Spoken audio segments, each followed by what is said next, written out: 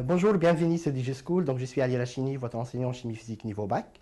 Et aujourd'hui, on va travailler la deuxième partie concernant les formules chimiques. Donc, on va s'intéresser à la formule semi-développée plane. Donc, c'est une forme compacte de la formule développée généralement utilisée en chimie. Les liaisons donc CH ne sont plus représentées mais condensées sous forme de CHN. Ça veut dire que vous avez le carbone, l'hydrogène et vous ajoutez ici les nombres des hydrogènes qui sont liés à chaque carbone. On peut prendre par exemple, ici vous voyez on a un atome de carbone lié à trois atomes d'hydrogène. Les liaisons CC carbone-carbone sont souvent représentées afin de distinguer entre les liaisons simples, les liaisons doubles et les liaisons triples. Donc, on prend par exemple le propane qui a une formule brute C3H8.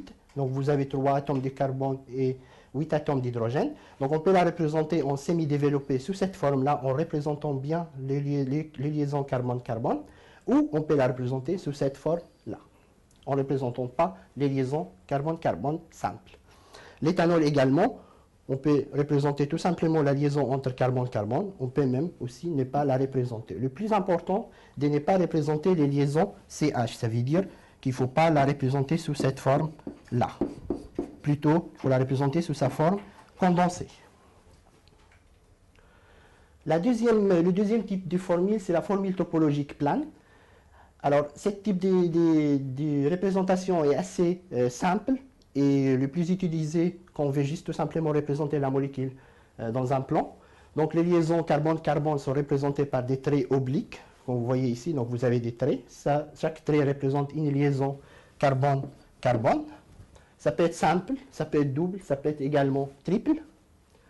Les liaisons carbone-hydrogène ne sont plus représentées, donc vous ne voyez pas des atomes d'hydrogène sur les liaisons carbone-carbone.